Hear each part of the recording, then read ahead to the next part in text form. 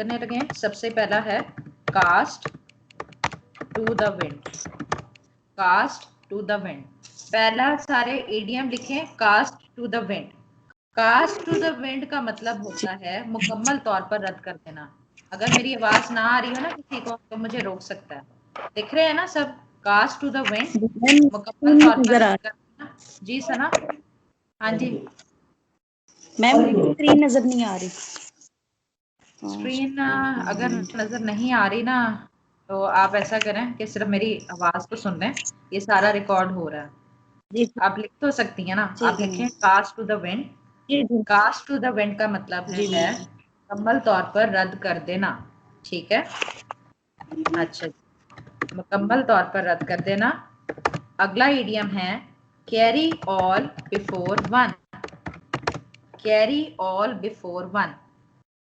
Kindly साथ साथ लिखते जाएं, कैरी ऑल बिफोर वन। इसका मतलब है मुकम्मल तौर पर कामयाब हो जाना, मुकम्मल तौर पर कामयाब हो जाना। काइंडली अपना ना स्पीकर बंद ही रखें, स्पीकर सिर्फ उसी टाइम पे खोलें जब आपको कोई इशू हो, ताकि कोई डिस्टर्ब ना हो। कैरी ऑल बिफोर वन का मतलब है मुकम्मल तौर पर कामयाब हो जाना। ठीक है, somebody या समथिंग, somebody स्लैश डालें, समथिंग इन द शेड। जी लिख रहे हैं ना सारे? पुट somebody या समथिंग इन द शेड। इसका मतलब है किसी पर सुपीरियर होने की वजह से गलबा पा लेना, किसी पर सुपीरियर होने की वजह से गलबा पा लेना। ठीक है, सना काइंडली अपना स्पीकर म्यूट कर दें। अच्छा जी, यहाँ तक लिख लिया सबने? मैसेज कर सकते हो, सब मैसेज के जरिए यस कह दो। सबने ये लिख लिया पिछला वाला, put somebody something in the shade?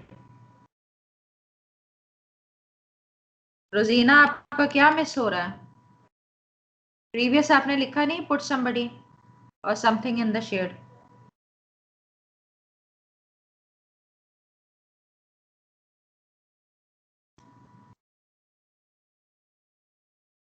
जी शेड है, शेड, शेप नहीं है, SHADE, शेड। जी शेड लिखें। अच्छा जी, अगला वर्ड है कैच आ टार्टर।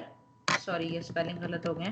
कैच आ टार्टर, कैच आ टार्टर। कैच आ टार्टर का मतलब है किसी बदमजाज शख्स से वास्ता पड़ जाना, किसी बदमजाज शख्स से वास्ता पड़ जाना। सेकंड पे जो सेकंड लास्ट था ना वो मैंने बोला था पुट somebody या समथिंग इन द शेड, मतलब कि किसी पर सुपीरियर होने की वजह से गलबा पा लेना। ठीक हो गया।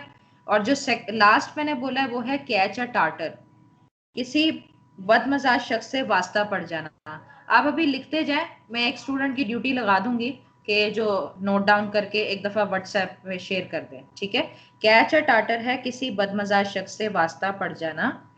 ठीक है, नेक्स्ट है caviar to the general, caviar to the general.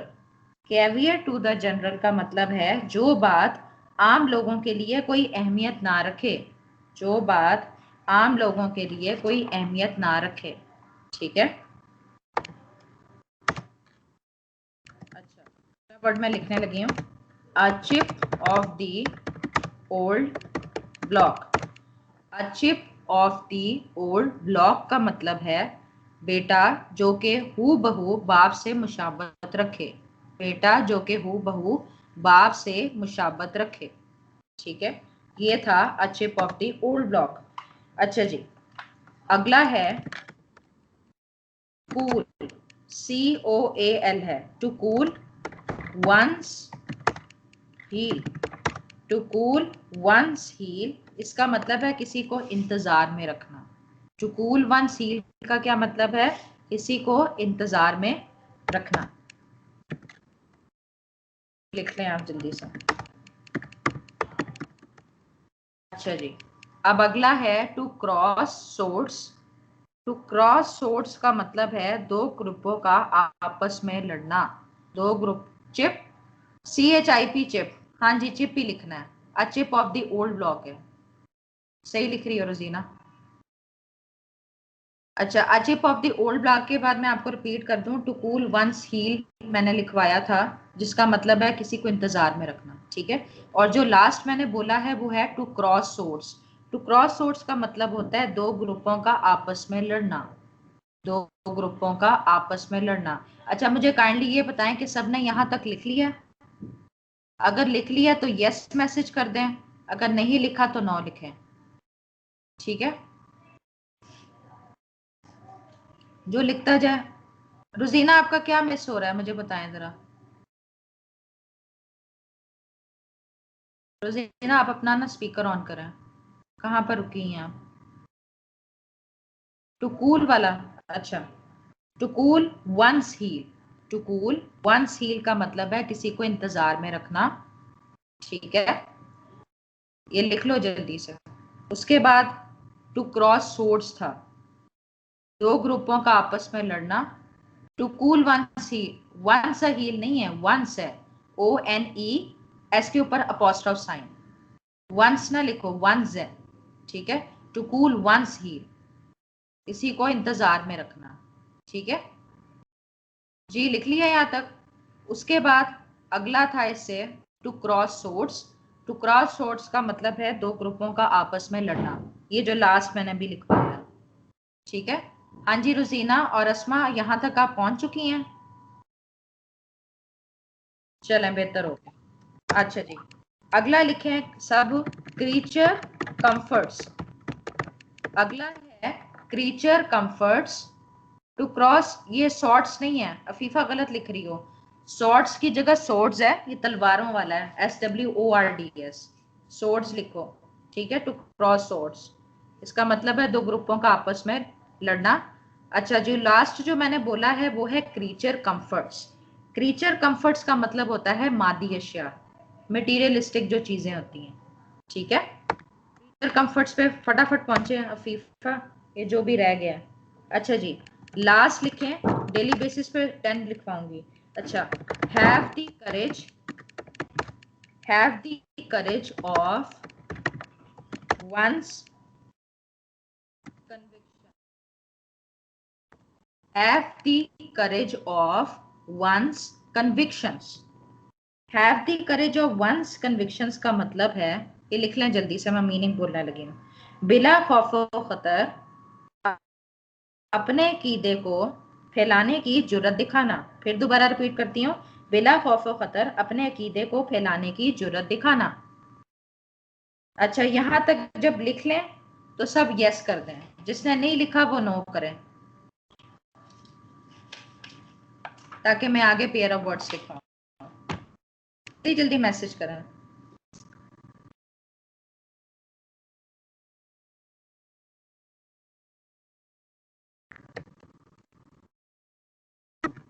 अच्छा जी, ये 22 अप्रैल 2021 के इडियम्स हैं। रोजीना, क्रीचर के ये स्पेलिंग नहीं होते, क्रीचर वो मखलूक वाला, CREATURE क्रीचर है, स्पेलिंग गलत लिख रही हो। क्रीचर कंफर्ट का मतलब है मादी अशिया। अच्छा, बाकी सबका हो गया? रोजीना आपने लिख लिया? निदा, आप ऐसे करना, आफ्टर क्लास ना ये जो इडियम्स और पेयर ऑफ वर्ड्स हैं इसकी स्नैप्स लेके ना व्हाट्सएप ग्रुप में शेयर कर देना, ठीक है, ताकि अगर किसी के स्पेलिंग मिस्टेक है ना वो उसको करेक्ट कर ले, ठीक है। अच्छा जी, चलें, बेहतर है। अब हम पेयर ऑफ वर्ड्स लिखते हैं। आप पेयर ऑफ वर्ड्स की हेडिंग दें। पेयर ऑफ वर्ड्स में सबसे पहला लिखवाने लगी हूँ प्रेस्क्राइब। प्रेस्क्राइब लिखें। प्रेस्क्राइब का मतलब होता है तजवीज करना। प्रेस्क्राइब, तजवीज करना। प्रेस्क्राइब, तजवीज करना। और इसके दूसरा पेयर का वर्ड है प्रोस्क्राइब। स्पेलिंग देख लें, प्रोस्क्राइब में PROSCRIBE है, ठीक है। प्रोस्क्राइब का मतलब होता है ममनू, जो मना कर दिया, ठीक है। प्रेस्क्राइब और प्रोस्क्राइब पहला पेयर था, ठीक है। उसके बाद लिखें प्रिंसिपल, जो हेडमास्टर होता है, ये किसी कॉलेज का प्रिंसिपल, इसमें जिसमें ए आता है, ठीक है। इसी का दूसरा वर्ड है स्पेयर का प्रिंसिपल, जिसमें आकर में ई आता है, ये असूल वाला प्रिंसिपल होता है। यहां तक लिख लिया सबने?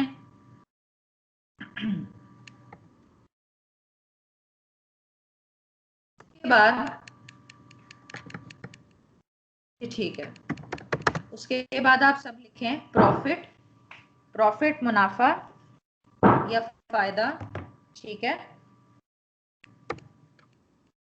के बाद इसी का जो पेयर का दूसरा वर्ड है प्रॉफिट, PROPHET, ये वाला प्रॉफिट, पैगंबर वाला प्रॉफिट, लिख लें।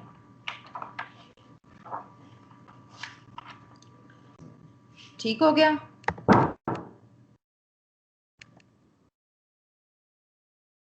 लिख लिया सबने यहां तक? प्रॉफिट के बाद अगला वर्ड है पेल। पेल के स्पेलिंग है PALE, पेल, PALE, पेल। पेल मतलब जर्द, ठीक है, PALE, पेल, जर्द। और इसका दूसरा वर्ड है पेल, उसके स्पेलिंग देख लें, PAIL, पेल है। इस पेल का मतलब है बाल्टी। लिख लें, पहला वाला जो पेल लिखवाया वो जर्द है, और जो दूसरा पेल लिखवाया उसका मतलब है बाल्टी। लिख लें जल्दी जल्दी।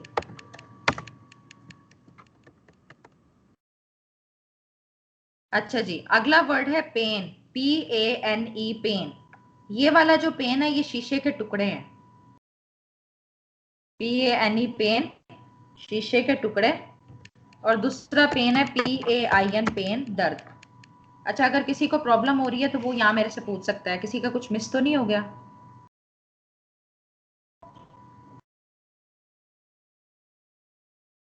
जी हो गया सबका? रिपीट प्लीज, क्या रिपीट करना है? लास्ट वाला मैंने बोला है पेन, एक है PANE, पेन। अच्छा, पेल वाला सुन ले जरा, जो पेल वाले पे है ना, PAIL, पेल, उसका मतलब होता है बाल्टी, ठीक है। एक है PALE, पेल, वो जर्द था, और दूसरा पेल PAIL, पेल था, ये बाल्टी वाला है, ठीक है। और उसके बाद सबसे एंड पे मैंने बोला है पेन। पेन पहले स्पेलिंग है PANE, पेन, ये शीशे के टुकड़े हैं। और जो दूसरा पेन है वो है PAIN, पेन, दर्द। अच्छा, मुझे ये बताएं, यहां तक सबने लिख लिया है?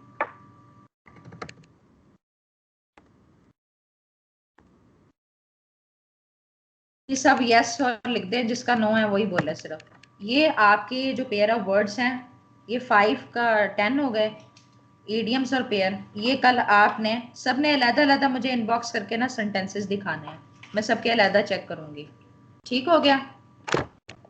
अच्छा जी, अब प्लीज सारे बराए मेहरबानी कानून शहादत ऑर्डर निकाल लें। हम इसको यहाँ से बेर एक्ट रीडिंग करने लगे हैं, फिर मैं आपको फाइल भेज दूंगी, और जो फाइल है उसमें से आप क्वेश्चन रीड करेंगे। अगर आपको मेरी समझ नहीं आएगी तो फिर आप मुझसे वो क्वेश्चन पूछ सकती हैं। वैसे मेरे जो क्वेश्चन आंसर्स पे जो रिकॉर्ड लेक्चर्स है ना, वो भी मैं आपको व्हाट्सएप पे शेयर कर देती हूँ। आप क्वेश्चंस की वो जो डिटेल्स है आंसर की, वो भी सुन सकती हैं। फिलहाल अभी हम कानून शहादत ऑर्डर करने लगे हैं। अब इसका फायदा ये होगा कि एक तो ये सीजे में भी आपका तैयार हो जाएगा, और आपका ADPP में भी तैयार हो जाएगा, ठीक है। हाँ जी, सब रेडी हैं? सबने QSO निकाल ली है? जो अपनी किताब से पढ़ना चाहते हैं वो अपनी किताब निकाल लें, जिसने मेरी स्क्रीन देखनी है वो मेरी स्क्रीन देख लें। ठीक हो गया? क्योंकि मैंने अब रुकना नहीं है, रुकना उसी सूरत में जब आपको कोई चीज समझ नहीं आ रही होगी, ठीक है। तो काइंडली अब सब आप कानून शहादत ऑर्डर की तरफ तवज्जो दें। सबसे पहले हम इसकी डेफिनेशन क्लॉज देखते हैं, ठीक है, जो कि इंटरप्रिटेशन के नाम से है। आर्टिकल 2 में सबसे पहले कोर्ट को डिफाइन किया गया है। कोर्ट से मुराद वो तमाम जजेस हैं, वो तमाम मैजिस्ट्रेट हैं, और तमाम लोग आते हैं जो कि एविडेंस रिकॉर्ड करने के लिए लीगली ऑथराइज हैं। लेकिन अदालत की डेफिनेशन में आर्बिट्रेटर्स नहीं आते। ये एक क्लॉज में कोर्ट को डिफाइन कर दिए, ठीक है।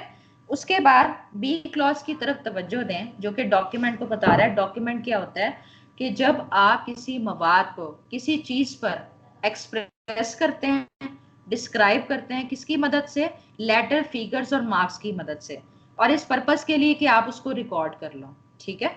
दोबारा से बोलती हैं, डॉक्यूमेंट से मुराद जब किसी मवाद को आप एक्सप्रेस करते हैं लेटर, फिगर्स और मार्क्स की मदद से ताकि आप उसको रिकॉर्ड कर लें, तो ये क्या कहलाता है? आपका ये डॉक्यूमेंट कहलाता है। ठीक है, उसके बाद सी क्लॉज में आए, एविडेंस। एविडेंस क्या होता है? लिटरल मीनिंग में अगर देखें तो ये किसी चीज का प्रूफ है, मतलब कि आप किसी की एडमिशन और डिनाइल में कोई सबूत पेश करते हैं। तो एविडेंस दो तरह की होती हैं, एक जुबानी होती है और एक आप दस्तावेजात की सूरत में पेश करते हैं। तो जो ओरल एविडेंस होती हैं उसमें वो तमाम स्टेटमेंट्स होती हैं जो कि अदालत आपसे रिक्वायर करती है कि गवाह के तौर पर मामले के हवाले से आप उसको स्टेटमेंट्स दें। आपकी स्टेटमेंट जो आपके बयान होते हैं वो क्या कहलाएंगे? ओरल एविडेंस कहलाएंगे। ठीक है, उसके बाद दूसरा पॉइंट है जिसमें ये कहा गया है कि अदालत की इंस्पेक्शन के लिए जो डॉक्यूमेंट्स प्रोड्यूस किए जाते हैं वो डॉक्यूमेंट्री एविडेंस कहलाते हैं। आप सबको मेरी आवाज आ रही है ना? सिर्फ एक दफा यस कह दें, फिर मैं आगे आपसे नहीं पूछूंगी। ठीक है, अच्छा जी, हाँ एक दफा बस बता दें। अच्छा जी, उसके बाद फैक्ट देखते हैं। अच्छा, फैक्ट एक डेफिनेशन मैंने देखी थी जिसमें बेंथम कहता है कि फैक्ट दो तरह के होते हैं। एक होता है फिजिकल फैक्ट्स, फिजिकल फैक्ट से मुराद होता है जो अपना वजूद रखते हैं। ठीक है, और एक होते हैं साइकोलॉजिकल फैक्ट्स जिसका ताल्लुक आपकी जहनी कैफियत से होता है। तो आप जरा इधर डेफिनेशन पर गौर करें तो पहले फिजिकल फैक्ट्स ही बताए जा रहे हैं कि ये कोई भी चीज हो सकती है, या चीजों की कोई साख्त हो सकती है, चाहे पानी में हो, सॉलिड की सूरत में हो, हवा की सूरत में हो। और जो चीजों का आपस में ताल्लुक है जिसे आप अपने हवासे खमसा के जरिए महसूस कर सकते हैं वो क्या कहलाते हैं? आपके फिजिकल फैक्ट्स कहलाते हैं। ठीक हो गया। अच्छा, दूसरा पॉइंट, अब ये जो लिखा हुआ है कि आपकी कोई मेंटल कंडीशन जिसके हवाले से आपको शऊर होता है, आप बाखबर होते हैं, तो ये साइकोलॉजिकल फैक्ट्स की तरफ इशारा कर रही है। ठीक है, तो हमें ये पता चल गया कि फैक्ट की दो काइंड्स हैं, एक फिजिकल फैक्ट्स है और एक साइकोलॉजिकल फैक्ट्स है। ठीक हो गया। उसके बाद हम अगले टू क्लॉज में जाते हैं। इसी में ये डी क्लॉज का जो सब क्लॉज 2 है उसमें ये डिफाइन किया है कि रेलिवेंट फैक्ट्स क्या होते हैं। आपको सिंपल ये याद होना चाहिए कि जब एक फैक्ट दूसरे फैक्ट से कनेक्टेड होगा ना तो हम उसे रेलिवेंट फैक्ट कहेंगे। ठीक हो गया। उसके बाद अब 3 क्लॉज में आए जिसमें एक्सप्रेशन बताई गई है कि फैक्ट इन इशू क्या होता है। सबसे पहले तो समझे कि फैक्ट इन इशू होता क्या है। फैक्ट इन इशू से मुराद ये होता है कि आपके और मेरे दरमियान एक जो मुतनाजा या एक तनाजा चल रहा है, एक झगड़ा चल रहा है, जो मैटर इन डिस्प्यूट है। मतलब मैं एडमिट कर रही हूँ और आप उसको मान नहीं रहे हैं। ठीक है, अब लॉ की जुबान में देखते हैं कि इसका क्या मतलब है। The expression facts in issue includes any fact from which either by itself or in connection with other facts the existence, non existence, nature or extent of any right, liability or disability asserted or denied in any suit or proceeding necessary follows। लेकिन जब आप किसी मुकदमे की पैरवी में या किसी दावे में किसी राइट, लाइबिलिटी, डिसेबिलिटी की एग्जिस्टेंस, नॉन एग्जिस्टेंस, उसकी नेचर, एक्सटेंट के हवाले से एडमिट कर रहे हो, असर्ट कर रहे हो, असर्ट का मतलब होता है क्लेम करना, या आप उसको डिनाई कर रहे हैं, तो ये क्या कहलाएगा? फैक्ट इन इशू कहलाएगा। ठीक है, अब ये देखें फर्दर एक्सप्लेन कर दिया है। whenever under the provision of the law for the time being in force relating to civil procedure any court records on issue of fact, the fact to be asserted or denied in the answer to such issue is a fact in issue। तो आज के बाद अगर आपसे कोई पूछता है कि फैक्ट इन इशू क्या है, तो आप कहें जिसके हवाले से झगड़ा चल रहा है दो पार्टीज के दरमियान, कि एक पार्टी उसको क्लेम कर रही है, दूसरी पार्टी उसको डिनाई करेगी, तो ये फैक्ट इन इशू है। ठीक हो गया। अच्छा जी, उसके बाद हम इसके डी क्लॉज के 4 क्लॉज में आते हैं। ये इसमें कहा गया कि एक फैक्ट कब प्रूफ समझा जाता है? एक फैक्ट उस वक्त प्रूफ समझा जाता है कि मामले को कंसिडर करने के बाद जब अदालत को यकीन हो जाए कि एक शऊर, एक अकल रखने वाला बंदा भी यकीन करेगा ऐसे मखसूस हालातों वाकयात में कि ये चीज एग्जिस्ट करती है, तो हम ये कहते हैं कि ये फैक्ट प्रूव हो गया या प्रूफ समझा जाएगा। अब इसका उल्टा 5 क्लॉज में ये बताया गया है कि एक फैक्ट कब डिसप्रूफ समझा जाएगा? एक फैक्ट उस वक्त डिसप्रूफ समझा जाएगा जब मैटर को कंसिडर करने के बाद अदालत को यकीन हो जाए कि एक अकल रखने वाला बंदा भी इस मखसूस केस में इसकी नॉन एग्जिस्टेंस पर ही यकीन करेगा। ठीक हो गया, यहां तक क्लियर है सबको? मैम 4 को अगेन बता दें। अच्छा जी, मैं 4 को लहदा बता देती हूँ, जरा इसकी तरफ गौर करो कि 4 क्लॉज में कहा क्या गया है। A fact is said to be proof, एक फैक्ट कब साबित समझा जाता है? आगे पहले लाइंस देखते हैं। A fact is said to be proved when after considering the matter before it, the court either believes it to exist or consider its existence so probable that a prudent man ought, under the circumstances of the particular case, to act upon the supposition that it exists. एक fact उस time prove समझा जाएगा जब मामले को consider करने के बाद अदालत को यकीन हो जाए कि मखसूस हालात में ना एक अकल रखने वाला बंदे को भी यकीन होगा कि ये चीज एग्जिस्ट कर रही है, तो आप समझ जाए कि वो प्रूफ हो गया। हाँ जी रुसीना, आपको ये क्लियर हो गया 4 क्लॉज। इसी का ऑपोजिट 5 क्लॉज में बताया गया है कि एक फैक्ट कब डिसप्रूव समझा जाएगा, तो यही होगा ना कि जब उसको यकीन ही नहीं है कि ये चीज एग्जिस्ट ही नहीं करती, और अकल रखने वाला बंदा भी ये कहेगा कि ऐसे हालात में ये चीज एग्जिस्ट नहीं कर रही। ठीक हो गया। अच्छा जी, ये 4 क्लॉज तक ये इंपॉर्टेंट था। उसके बाद अब आप आ जाएं आर्टिकल 3 पे, जो कि ये बता रहा है कि हु में टेस्टिफाई, गवाही कौन दे सकता है।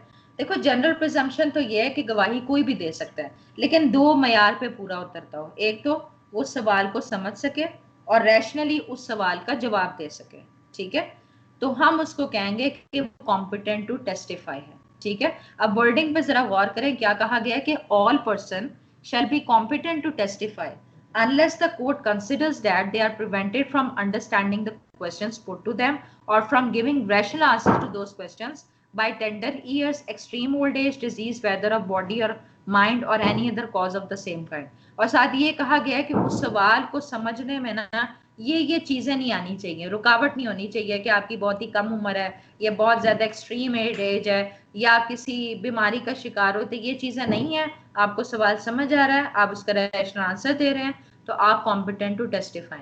ठीक है, उसके बाद नीचे प्रोवाइजो में ये बताया गया है कि वो बंदा जिसे झूठी गवाही देने पर सजा हो गई है वो कॉम्पिटेंट टू टेस्टिफाई नहीं है। तो झूठी गवाही देने पर जब आपको सजा होती है तो हम इसे कहते हैं परजुरी, गिविंग फॉल्स एविडेंस। अब परजुरी के हवाले से या नीचे एक्सेप्शन ये बताई गई है कि जो बंदा अपने तौर तरीकों को बदल ले या उसको पछतावा हो, तो फिर उस पे परजुरी वाली जो शिक है, ये जो ऊपर हमने प्रोवाइजो पढ़ी है, वो लागू नहीं होगी। क्या लिखा है, provided further that the provision of the first proviso shall not apply to a person about whom the court is satisfied that he has repented thereafter and mended his ways। अच्छा, उसके अलावा अगली प्रोवाइजो में ये कहा गया है कि जब गवाह की कॉम्पिटेंसी को डिटरमिन करना है ना, तो उसमें उन क्वालिफिकेशंस को कंसिडर किया जाएगा जो कि होली कुरान और सुन्ना में प्रोवाइडेड है, जिसे आप दूसरी जुबान में क्या कहेंगे, तस्कियातुल शहूद। तस्किया का मतलब पाकीज़गी होता है, शहूद मतलब गवाही, मतलब कि आपकी जो एविडेंस है तमाम नकाइस से पाक हो, मतलब जैसे आपने कोई कबीरा गुनाह ना किया हो। फिर आगे उसने ये लिख दिया कि ऐसा अगर गवाह अवेलेबल नहीं है तो जो भी गवाह अवेलेबल है आप उसकी एविडेंस भी ले सकते हैं। ठीक है, उसके बाद एक्सप्लेनेशन में ये बताया गया है कि जो लुनेटिक पर्सन है वो इनकॉम्पिटेंट नहीं है, वो भी कॉम्पिटेंसी रखता है एविडेंस देने के लिए अगर वो इस सवाल को समझ सकता है और रैशनल वे में उसका जवाब दे सकता है। ठीक है, इस तरह से आर्टिकल 3 में हमने कॉम्पिटेंसी ऑफ विटनेस का मेयार देख लिया। ठीक है, इसका जो अगला सेक्शन जो आर्टिकल है वो 17 है, उसको बाद में देखते हैं। अच्छा, अब जो आगे पोर्शन स्टार्ट हुआ है आर्टिकल 4 से लेके आर्टिकल 15 तक है। सबसे पहले मैं आपको बताती हूँ आर्टिकल 15 में क्या कहा गया। आर्टिकल 15 में ये कहा गया है कि जब किसी मामले के हवाले से तफ्तीश चल रही हो ना, तो गवाह पर मैंडेटरी है कि उसने तमाम सवालात का जवाब देना है जो उससे पूछा जाएगा। वो इस बात की प्ली नहीं ले सकता कि सवाल के जवाब पे मुझ पे कोई सजा लागू हो जाएगी, मुझसे कोई चीज छीन ली जाएगी, क्योंकि उसे भी प्रोटेक्शन दी गई है और उसे ये बावर कराया गया है कि आपके सवाल के जवाब पे आप पे कोई मुकदमा नहीं चल जाएगा। हाँ, अगर आप झूठ बोलोगे तो उसके खिलाफ आपके खिलाफ कार्रवाई होगी। ये आर्टिकल 15 की वर्डिंग है। तो आर्टिकल 15 का जो एक्सेप्शन है अब हम उस पर डिस्कस करने लगे हैं।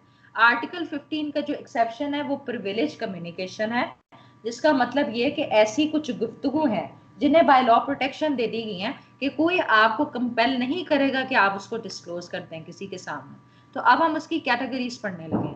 तो सबसे पहले हम आर्टिकल 4 देखते हैं जिसमें जजेस और मैजिस्ट्रेट के बारे में बताया गया है।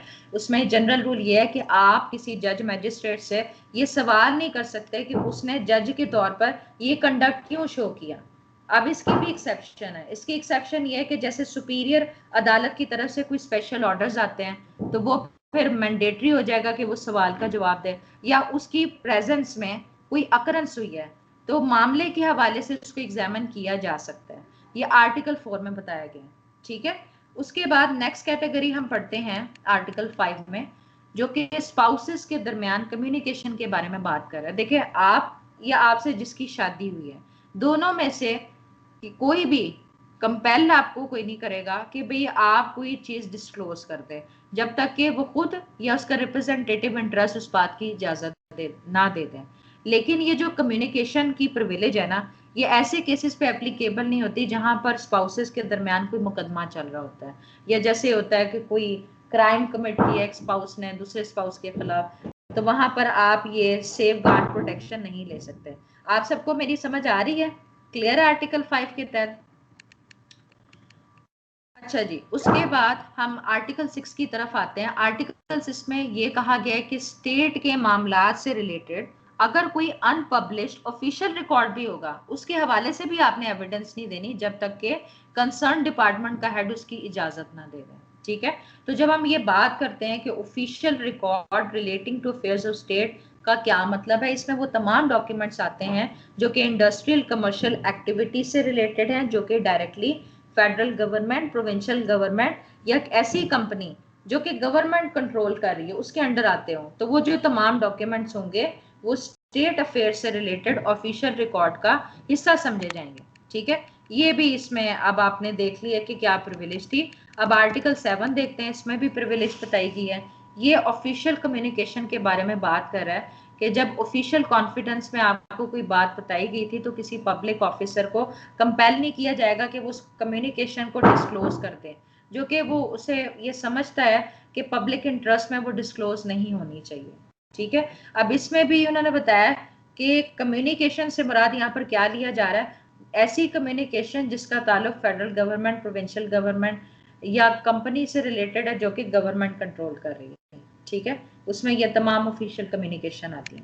उसके बाद हम आर्टिकल 8 पे आते हैं, जो कि information as to commission of offences के बारे में बताया गया है कि आप किसी मैजिस्ट्रेट, किसी पुलिस ऑफिसर से इस हवाले से सवाल नहीं कर सकते कि आप इस हवाले से मालूमात फराहम करें कि आपको कैसे पता चला कि ऑफेंस की कमीशन हुई है। ना ही आप रेवेन्यू ऑफिसर को कंपेल कर सकते हैं कि वो सवाल का जवाब दे कि उसको कैसे पता चला कि रेवेन्यू के हवाले से ऑफेंस कमिट हुआ है, ठीक हो गया। उसके बाद वकीलों के हवाले से हम देखते हैं प्रोविजन आर्टिकल 9 में, जो कि प्रोफेशनल कम्युनिकेशन के हवाले से है। इसमें ये बताया गया कि किसी भी एडवोकेट को किसी भी टाइम पे परमिट नहीं किया जाएगा कि वो अपने क्लाइंट के कंसेंट के बगैर जो उनके दरमियान गुफ्तगू हुई है उसको डिस्क्लोज कर दे, और ना ही वो जिस डॉक्यूमेंट के हवाले से उसे पता चला है, ना ही उसके कंटेंट्स के हवाले से वो कुछ बता सकता है, और जो भी उसकी मालूमात में हुई है, कोई बात आई है, उसको भी डिस्क्लोज नहीं कर सकता। अब ये जो ड्यूटी है वो एम्प्लॉयमेंट के दौरान भी रहती है और काम खत्म होने के बाद भी रहती है। लेकिन ये जो प्रोफेशनल कम्युनिकेशन की जो प्रिविलेज है, ये ऐसी जगह पर एप्लीकेबल नहीं होती जहां पर आपको ये पता चला कम्युनिकेशन के दौरान कि आपका क्लाइंट कोई इलीगल पर्पस के लिए काम कर रहा है या उसने कोई क्राइम कमिट किया है या फ्रॉड कर रहा है, तो उसको प्रोटेक्ट करने की जरूरत नहीं है, ठीक है। ये आर्टिकल 9 में कहा गया था, ठीक है। उसके बाद आप आ जाएं आर्टिकल 12 पे आ जाएं। आर्टिकल 12 में बताया गया confidential communication with legal advisers. देखें, किसी को भी कंपेल नहीं किया जाएगा कि अदालत में या किसी भी ट्रिब्यूनल के सामने, जुडिशियल बॉडी के सामने आप कुछ डिस्क्लोज करते हैं, जब तक कि आप खुद अपने आप को गवाह के तौर पे पेश ना करें ना, आपको कोई कंपेल नहीं करेगा कि आप कम्युनिकेशन डिस्क्लोज करें। हाँ, जहां पर आप गवाह के तौर पे पेश हो जाते हैं और अदालत को ऐसा लगता है कि आपकी एविडेंस जरूरी है ताकि एक्सप्लेनेशन ली जा सके, तो वहां पर फिर आपको कंपेल किया जाएगा, ठीक है। यहां तक क्लियर है सबको? आर्टिकल 12 के तहत तक सबको क्लियर हो गया? अच्छा, आर्टिकल 13 में बताया गया production of title deed of witness not a party. देखें, एक गवाह जो दावे से रिलेटेड पार्टी भी नहीं है, आप उसको कंपेल नहीं कर सकते कि अपने डॉक्यूमेंट्स को आप सबमिट करें जब तक कि वो रिटर्न में आपको कंसेंट ना दे दें कि मैं डॉक्यूमेंट्स को प्रोड्यूस करने के लिए तैयार हूँ। कि भाई एक बंदा है जिसका कोई ताल्लुक भी नहीं है दावे से, आप उसको कैसे कंपेल कर सकते हैं उसकी मर्जी के खिलाफ? खैर, ये एक्सेप्शंस आगे होती हैं, ये सिर्फ जनरल रूल हम डिस्कस कर रहे हैं यहाँ पर, ठीक है।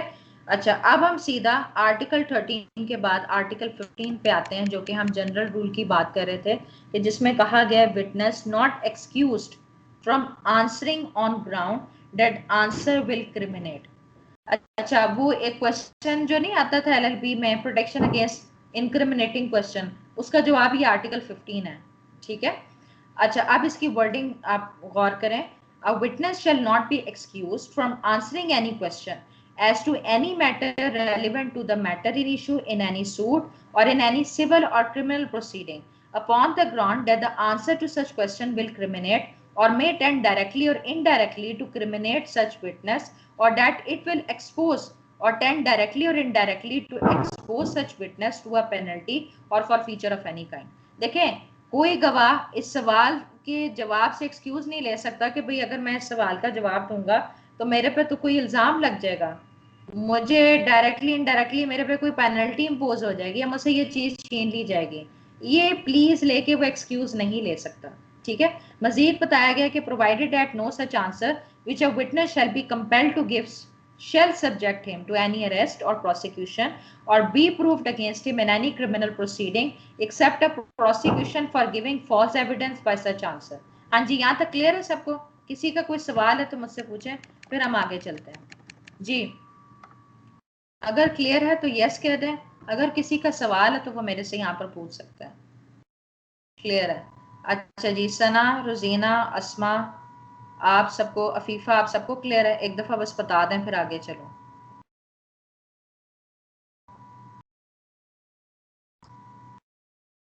चलें, बेहतर हो गया। ठीक है।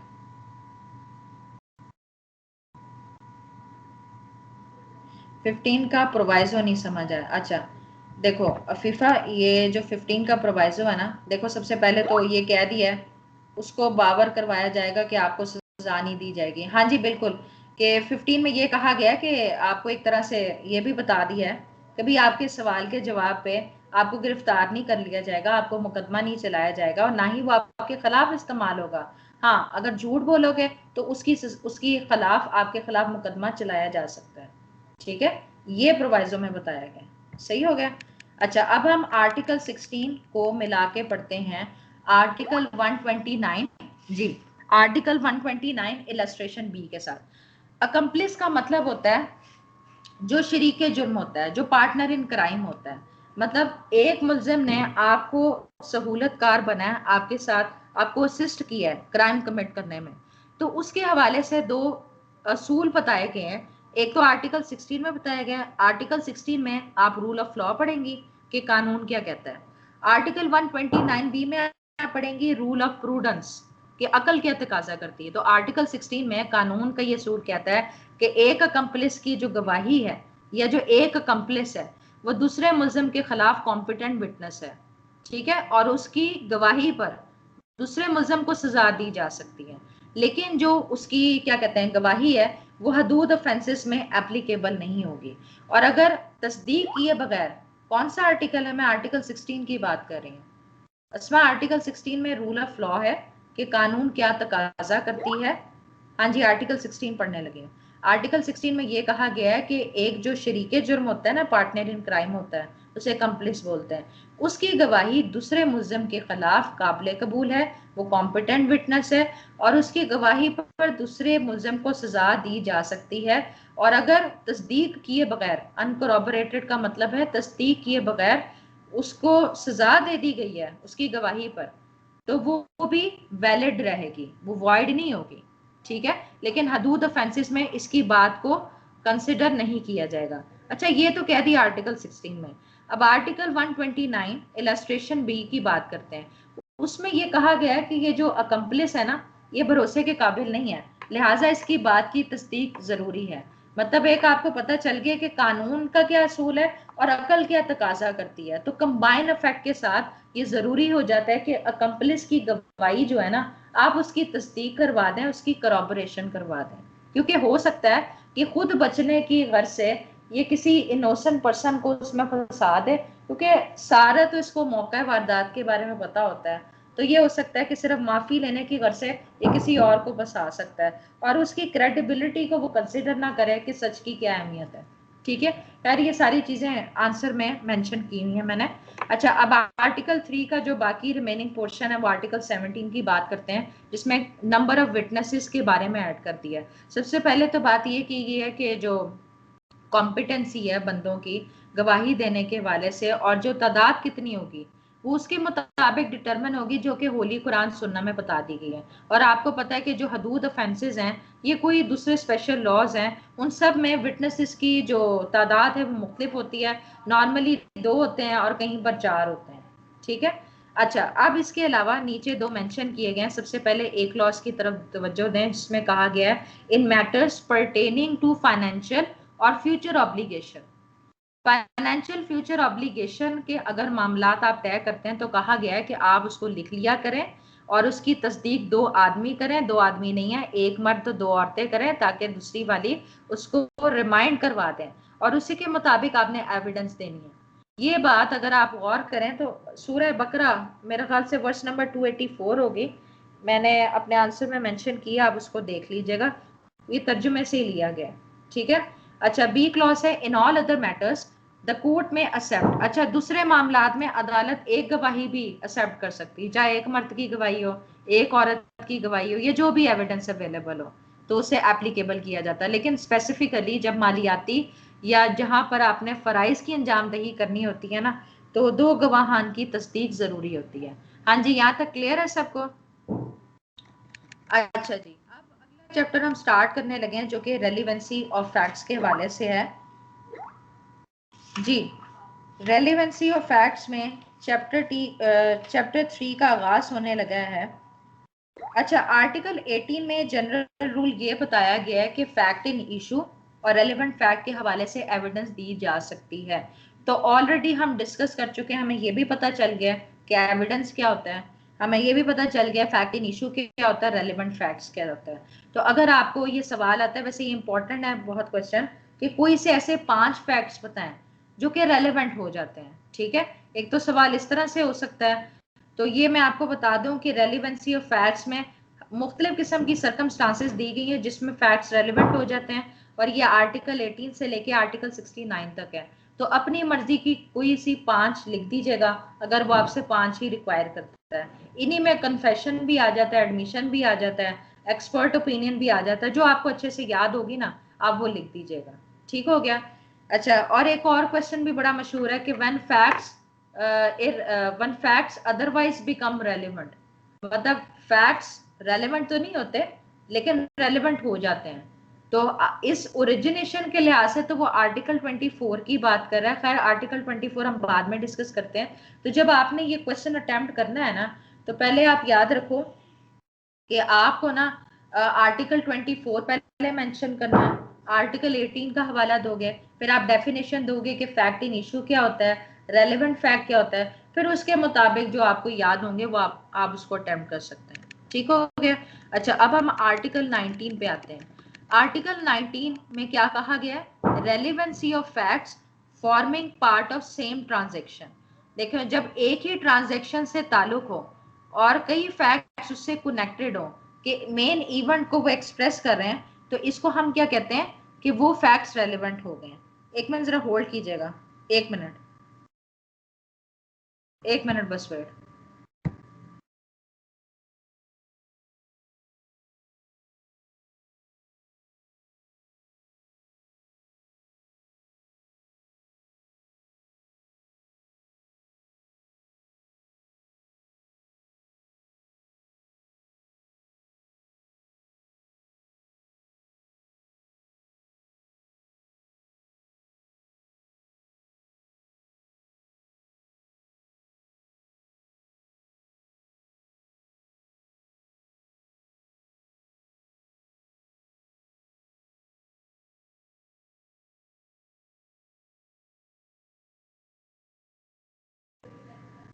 हाँ जी, आगे स्टार्ट करते हैं।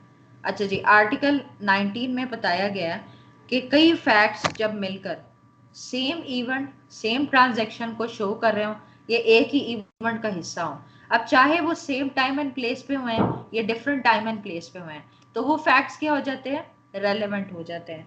तो आर्टिकल 19 को मैं इल्यूसिडेटिंग फैक्ट्स कहती हूँ, आप लिख लें, याद करने के लिए सिर्फ, इल्यूसिडेटिंग फैक्ट्स। तो इससे एक प्रिंसिपल निकलता है जिसे हम कहते हैं डॉक्ट्राइन ऑफ रेस जेस्टे। मैं इधर स्पेलिंग लिख देती हूँ मैसेज में, doctrine of res gestae under article 19। अच्छा, जरा रेस जेस्टे की छोटी सी डेफिनेशन लिख लें सब, प्लीज काइंडली अपने रजिस्टर पर नोट डाउन करें। फैक्ट्स लिखें, facts which explain, facts which explain connected circumstances of same event. ठीक है, मैं इधर लिख देती हूँ, facts which explain connected circumstances of same events। अच्छा, ये ADPP का मुझे लगता है कि बड़ा इंपॉर्टेंट क्वेश्चन है कि आपको रजिस्टर पे आ सकता है, लेकिन अगर उसका दिल किया तो ये CJ में भी क्वेश्चन पूछा जा सकता है। अच्छा, अब मुझे थोड़ा सा हम रजिस्टर की बात करते हैं। देखें, आप कहते हैं कि सुनी सुनाई बात पर यकीन नहीं करना चाहिए, ठीक है ना, हियर से एविडेंस इज नो एविडेंस। आपको ये भी पता है कि बाजू का जो एविडेंस होती है ना, आपको डायरेक्ट नहीं मिलती, बल्कि एक चेन बनती है, एक सीरीज बनती है, जिससे आपको पता चलता है कि एक क्राइम कमिट हुआ है। जैसे कि मेरी बात सुनो, एक बंदे का, चलो मैंने कत्ल किया है, ठीक है, अब किसी ने मुझे एक्चुअल तो नहीं देखा ना कि मैंने कत्ल किया है, हो सकता है कि एक बंदे ने मुझे भागते हुए देखा है, किसी ने विक्टिम की चीख सुनी है, ब्लड स्टेन्स मिले हैं, कोई पिस्टल्स के जो बुलेट्स हैं वो मिले हैं, तो ये किसकी तरफ इशारा कर रहा है, ये एक बंदे का कत्ल हुआ है, ऐसे ही है ना। तो ये बेसिकली ये जो फैक्ट्स होते हैं ना, ये कनेक्टेड होते हैं, उसके साथ इस तरह से कनेक्ट हो जाते हैं कि मेन इवेंट को वो बता रहे होते हैं। बात समझ आई है सबको मेरी कि रजिस्टर क्या होता है? क्लियर हुआ है? अच्छा, इसका मैंने ना रजिस्टर का एक अलहदा से हैंड आउट बनाया, खैर वो आपके नोट्स के साथ मैंने अटैच कर दिया था। उसमें एक केस का जिक्र है, ये इंग्लैंड में कॉन्सेप्ट स्टार्ट हुआ था रजिस्टर का। उसमें एक सेक्सुअल असॉल्ट हुआ था छोटी सी बच्ची का, उसने डायरेक्टली नहीं बताया था कि उसका रेप किया गया है, बल्कि उस बात की तस्दीक डॉक्टर ने की है, जो नर्स थी उसकी माँ ने की है। तो ये तमाम चीजों की एक चेन बनी, जिससे कि पता चला कि सेक्सुअल असॉल्ट हुआ है, ठीक है। उसमें भी आपको रेस्टेस्टे का कॉन्सेप्ट नजर आएगा। तो जहां से जब रेस्टेस्टे का कॉन्सेप्ट स्टार्ट हुआ था ना, तो ये कहा जाता था कि अगर आपने रेस्टेस्टे की स्टेटमेंट पे रिलाई करना है ना, तो स्पॉन्टेनियस रिएक्शन होना चाहिए। स्पॉन्टेनियस का मतलब होता है फौरी तौर पर, ये नहीं है कि अभी टाइम गुजरेगा फिर कुछ के बाद आप दे सकते हैं, क्योंकि कहा जाता था कि शायद वो चीज वैलिडेट ना हो, सही ना हो, एक्यूरेट ना हो। उसके हवाले से भी केस है, मुझे भी इसका केस लॉ की वर्डिंग तो याद नहीं है। उसमें ये हुआ था कि एक बंदा आया बाहर, उसका गला कटा हुआ था, और उसने कहा कि देखो इसने मेरे साथ क्या किया है। उसमें रेस्टेस्टे एक्सेप्ट नहीं किया गया था, लेकिन आर्टिकल 19 के लिहाज से आप देख सकते हैं कि सेम टाइम एंड प्लेस पे भी हो सकता है और डिफरेंट टाइम एंड प्लेस पे भी हो सकता है। यहाँ तक मेरी बात समझ आती है आपको? अच्छा, इसमें आपको हैंडआउट में केसेस भी मिल जाएंगे, मीनिंग, डेफिनेशन, सारा कुछ लिखा हुआ है, और इस्लामिक कॉन्सेप्ट भी दिया हुआ मैंने। इस्लामिक कॉन्सेप्ट में ना इसको अल करीना बोलते हैं। अल करीना का मतलब होता है जो जुड़ा होता है, वाबस्ता होता है। अच्छा, इसका फेमस एक आपको कुरानिक वर्स में एक वाकया मिलेगा हजरत यूसुफ अलैहिस्सलाम का, कि जब जुलेखा ने एक प्लॉटिंग की थी, 7 दरवाजे बंद कर दिए गए थे, और आपने भी देखा होगा कि पीछे से कमीज फटी हुई थी, और इस बात की तस्दीक एक छोटे से बच्चे ने की थी जो कि बोल भी नहीं सकता था। तो वो एक चेन बनी ना, तो उसमें भी आपको रजिस्टर का कॉन्सेप्ट नजर आएगा। खैर, ये सारी चीजें मैंने मेंशन कर दी हैं, एक अलहदा से मैंने इस पे रजिस्टर पे वीडियो भी बनाई थी, वो भी मैं शेयर कर दूंगी। यहाँ तक आपको क्लियर है? कुछ आइडिया तो हो गया होगा ना कि रजिस्टर क्या है। रजिस्टर बहुत इंपॉर्टेंट है प्रैक्टिस के लिहाज से भी, और क्वेश्चन भी आ सकता है, तो ये नहीं छोड़ना आपने। अच्छा जी, उसके बाद अब हम आर्टिकल 20 की तरफ आते हैं। अब दोबारा से स्क्रीन की तरफ तवज्जो दें, 1 मिनट। अच्छा जी, आर्टिकल 20 की वर्डिंग है, facts which are the occasion, cause और effect of facts in issue. देखिए ऐसे फैक्ट्स जो किसी वाक्य की वजह बने या जिसकी वजह से वो चीज वाकया होती है, रोनमा होती है, तो वो फैक्ट्स क्या हो जाते हैं, रेलेवेंट हो जाते हैं। ठीक है, मैं इसे कॉजेटिव फैक्ट्स कहती हूँ। ठीक है, कॉजेटिव फैक्ट्स आप याद करने के लिए लिख लें। अब इसकी वर्डिंग देख लेते हैं। Facts which are the occasion, cause or effect immediate or otherwise of relevant facts or facts in issue or which constitute the state of things under which they happened or which afforded an opportunity for their occurrence or transaction are relevant.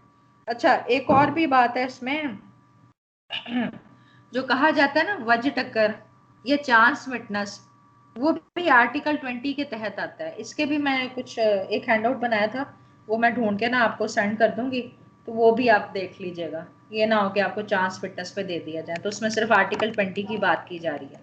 ठीक है, अच्छा उसके बाद article 21 में आते हैं। Article 21 में बताया गया है कि ऐसे फैक्ट्स जो आपके मोटिव को जाहिर कर रहे हैं, आपकी प्रेपरेशन को जाहिर कर रहे हैं, या आपके प्रीवियस और प्रेजेंट कंडक्ट को शो कर रहे हैं, चाहे वो आपका कंडक्ट है या किसी पार्टी का कंडक्ट है दावे से रिलेटेड, या उसके एजेंट का कंडक्ट है, जिससे ये पता चल रहा है कि उसका जो कंडक्ट है इस वजह से इन्फ्लुएंस हुआ है, तो ये जो तमाम चीजें अगर कोई फैक्ट शो करे ना तो वो रेलिवेंट हो जाएगा। चलिए थोड़ी सी इसकी रीडिंग देख लेते हैं। 1 क्लॉज की तरफ देखें। Any fact is relevant which shows और कॉन्स्टिट्यूट्स अ मोटिव और preparation for any fact in issue और रेलिवेंट फैक्ट। ठीक है, हमें पता चल गया कि ऐसा फैक्ट जो कि मोटिव और प्रेपरेशन को जाहिर करे तो वो रेलिवेंट है।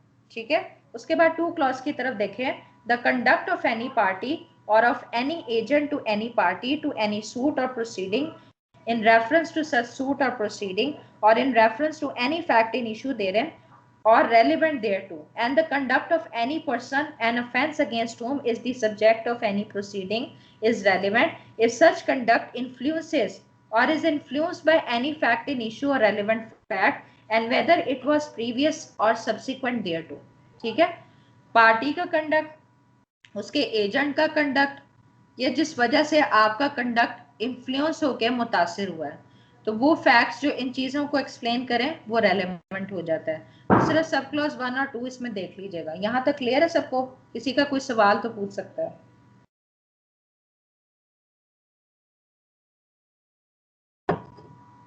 यहाँ तक क्लियर है सबको? सब मुझे बता दें।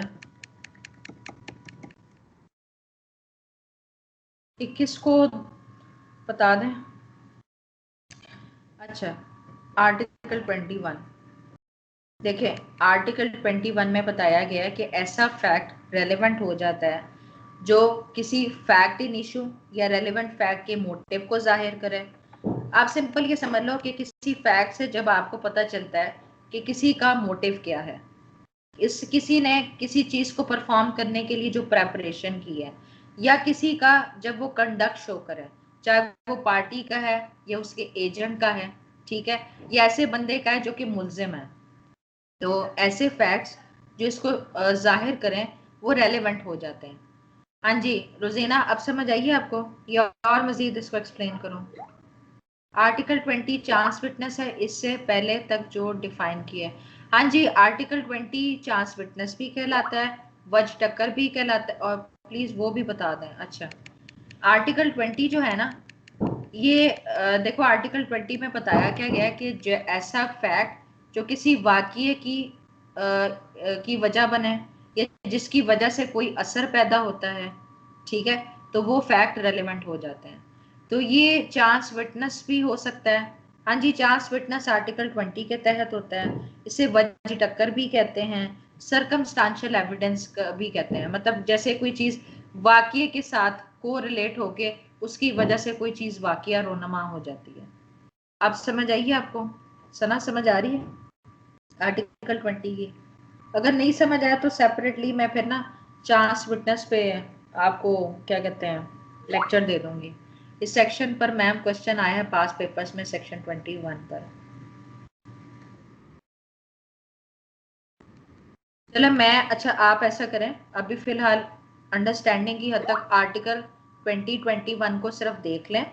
मैं सेपरेट एक लेक्चर तैयार करके ना 2021 पे डिटेल से हम इस पर डिस्कशन करेंगे, ठीक है ना? ताकि हर तरह से कंक्लूड हो जाए। फिलहाल अभी आपको आइडिया हो जाना चाहिए कि इन दोनों आर्टिकल्स में क्या है। कॉन्सेप्ट तो क्लियर हो गया ना सना? कॉन्सेप्ट की हद तक तो समझ आ गया ना ये? मैं एक और लेक्चर दे दूंगी, आप बेफिक्र हो। अच्छा जी, उसके बाद हम आर्टिकल 22 पे आते हैं जी। ठीक है, आर्टिकल 22 में आइडेंटिफिकेशन परेड का जिक्र किया गया है। देखें, जब कोई फैक्ट्स, किसी fact in issue relevant fact को एक्सप्लेन करें, उसको इंट्रोड्यूस करें, या किसी चीज की आइडेंटिटी को शो कर रहा है, या पर्सन की आइडेंटिटी को शो कर रहा है, या जिससे आपको पता चला कि इस टाइम पे इस जगह पे ये चीज रोनुमा हुई है, या जो पार्टीज के रिलेशनशिप को जाहिर करें, तो ऐसे फैक्ट्स जो आइडेंटिफाई करते हैं वो रेलेवेंट हो जाते हैं, और इस कॉन्सेप्ट को हम आइडेंटिफिकेशन परेड कहते हैं। ठीक हो गया? आइडेंटिफिकेशन एक मतलब प्रोसीजर ही होता है कि जब आपको शक हो कि ये इसी बंदे ने, मुलजम ने ये जुर्म किया है, तो शनाख्त परेड कंडक्ट की जाती है। बाकी magistrate of first class conduct करता है, और इसमें यह है कि सबको डमीज के तौर पर और उसी अपेयरेंस में खड़ा कर दिया जाता है। फिर आइडेंटिफाई किया जाता है कि किस रेफरेंस से उसे पता चला है कि यही मुलजिम है। अच्छा, आइडेंटिफिकेशन परेड पे ना हाई कोर्ट रूल्स एंड जो ऑर्डर्स वॉल्यूम 3 है, इस पे सेपरेट से हैं, उसको हम अलग से पढ़ेंगे, तो उसमें आपको मजीद पता चलेगा कि प्रोविंशियल गवर्नमेंट की तरफ से क्या इंस्ट्रक्शंस दी गई हैं आइडेंटिफिकेशन परेड कंडक्ट करते हुए। ठीक है, वैसे मैंने आंसर में इसको लिख दिया हुआ है, सारा मेंशन किया। क्लियर हो गया आर्टिकल 22? कोई इसमें कोई बात समझने वाली? आर्टिकल 23 में कंस्पायरेसी के हवाले से बताया गया कि जब आपको रीजनेबल ग्राउंड, आपको यकीन हो कि दो या दो से ज्यादा लोगों ने की मिली भगत शामिल है, इन्होंने कंस्पायर किया है कि एक ऑफेंस कमिट करना है, अब किसी ने कुछ कहा है, सुना है और लिखा है, तो जिससे उनकी कॉमन इंटेंशन का इजहार हो रहा है, जिससे ये पता चलता है कि उन्होंने कंस्पायरेसी की है, ठीक है, और वो उसका हिस्सा है, तो कंस्पायरेसी के हवाले से आर्टिकल 23 डील करता है, और पीपीसी में 120 ए 120 बी डील करता है। ठीक है, हाँ जी, क्लियर है, और इसमें कोई खास बात नहीं है। अच्छा, आर्टिकल 24 पे भी क्वेश्चन आ जाता है कि when facts not otherwise relevant become relevant. तो फैक्ट्स कब रेलेवेंट हो जाते हैं? दो बातें हैं। पहली बात, जब वो किसी fact in issue relevant fact के इनकंसिस्टेंट हो जाए, ठीक है, या जब वो किसी की एग्जिस्टेंस नॉन एग्जिस्टेंस को यकीनी बना रहे हो, या आप शक का शिकार हो गए। ये तो तीन ऐसे ग्राउंड्स हैं जिनमें फैक्ट्स रेलेवेंट हो जाते हैं। हाँ जी, यहाँ तक क्लियर है सबको? कोई सवाल किसी का?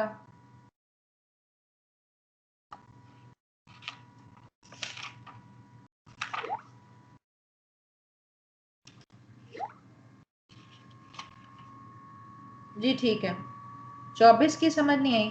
देखें रुजीना, 24 में ये कहा गया कि फैक्ट्स बज़ाहिर रेलेवेंट नहीं होते, लेकिन रेलेवेंट हो जाते हैं। अब इसकी क्या ग्राउंड्स हो सकती है? पहली ग्राउंड तो ये हो सकती है ना कि वो किसी fact in issue relevant fact के इन कॉन्ट्रडिक्टरी जा रहे हैं, उससे तसादुम कर रहे हैं, या फिर वो किसी fact in issue relevant fact की एग्जिस्टेंस या नॉन एग्जिस्टेंस को यकीनी बना रहे हो, या आप शक का शिकार हो रहे हैं। तो ये तीन कंडीशंस होती हैं जब फैक्ट्स रेलेवेंट हो जाते हैं। हाँ जी रुजीना, समझ आई है आपको? रुजीना, अच्छा ठीक है। अच्छा, 24 के हवाले से ये भी कहा जाता है कि प्ली ऑफ एलाबाय इस कॉन्सेप्ट इस आर्टिकल से ओरिजिनेट हुआ है।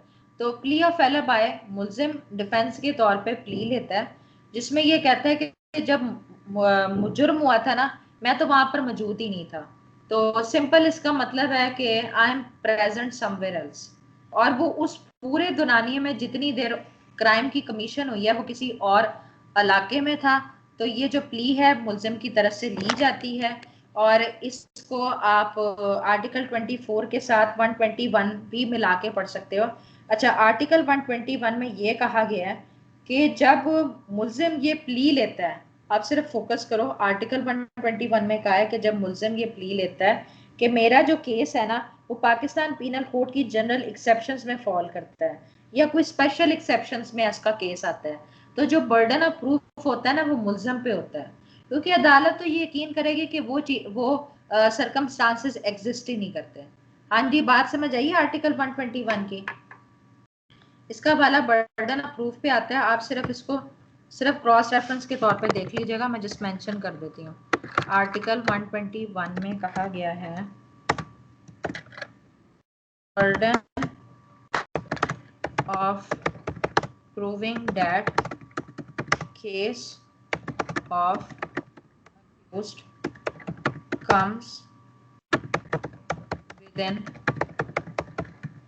exceptions। ठीक है, ये आप क्रॉस रेफरेंस के तौर पे इस्तेमाल कर सकते हैं। अच्छा जी, अब आगे देखते हैं। आर्टिकल 25 में ये बताया गया कि जब हर्जाने का दावा दायर किया होता है तो ऐसे फैक्ट जो कि अदालत को इस हवाले से असिस्ट कर रहे हों कि कितनी अमाउंट प्रेस्क्राइब करनी चाहिए, कितनी अवॉर्ड करनी चाहिए, तो ऐसे फैक्ट्स रेलिवेंट हो जाते हैं। ठीक है, अच्छा उसके बाद आर्टिकल 26 पे आते हैं। फैक्ट्स रेलिवेंट व्हेन राइट और कस्टम इज इन क्वेश्चन। जब ये सवाल होता है कि ये हक या ये कस्टम रवाज जो है वो एग्जिस्ट करता है कि नहीं करता, तो ऐसे फैक्ट्स जो इसको शो कर रहे हो, इस हवाले से अगर कोई ट्रांजैक्शन हुई है जो कि आपको बता रहे हैं कि वो जो राइट और कस्टम है वो क्रिएट हुआ था कि नहीं, क्लेम किया गया था, रिकग्नाइज किया गया था या डिनाई किया गया था, या कोई ऐसा कोई मखसूस वाकया जिसमें राइट और कस्टम इन क्वेश्चन डिस्कस हुआ है, तो ऐसे जो फैक्ट्स इन तमाम चीजों को एक्सप्लेन करें वो रेलेवेंट हो जाते हैं। आर्टिकल 26 सबको समझ आया कि नहीं आया? क्लियर है जी? ठीक है। अच्छा उसके बाद आर्टिकल 27 देखते हैं। Fact showing existence of state of mind और ऑफ बॉडी और बॉडली फीलिंग। ऐसे फैक्ट्स जो आपकी ज़हनी कैफियत को जाहिर करें, मतलब आपकी नीयत क्या थी, आप नॉलेज रखते कि नहीं थे, आपकी नेक नीयत शामिल थी कि नहीं, या आपने नेग्लिजेंस शो किया या गलत इरादे से किया है, तो जो आपकी ज़हनी कैफियत या आपके स्टेट ऑफ माइंड या आपकी बॉडली फीलिंग को बताएं, तो ऐसे फैक्ट्स क्या हो जाते हैं, रेलेवेंट हो जाते हैं। ठीक है, बस इसमें सिर्फ ये याद रखना है जो पहला लिखा हुआ है पैराग्राफ। अच्छा उसके बाद आर्टिकल 28 पे आते हैं। आर्टिकल 28 में कहा गया है कि ऐसे फैक्ट, जब सवाल ये उभरता है कि ये जो वाकया है हादसाती तौर पर हुआ है या नियतन हुआ है, मतलब गैर इरादी तौर पर हुआ है या नियतन हुआ है, तो या फिर उसके हवाले से आपकी मखसूस नॉलेज या इंटेंशन थी कि नहीं, तो ऐसे फैक्ट जो इसको एक्सप्लेन करें तो ये रेलेवेंट हो जाता है। हाँ जी, आर्टिकल 28 क्लियर है आपको सबको? अच्छा जी, article 29 existence of course of business when relevant. जब ये कहा जाता है कि ये काम इसी तरीके कार के जरिए किया जाता है जो नेचुरली इसी अंदाज में होता है, तो ऐसे फैक्ट्स फिर रेलेवेंट हो जाते हैं। ये आर्टिकल 29 में कहा गया है। अच्छा यहाँ तक काफी नहीं है आज, या करना है आगे?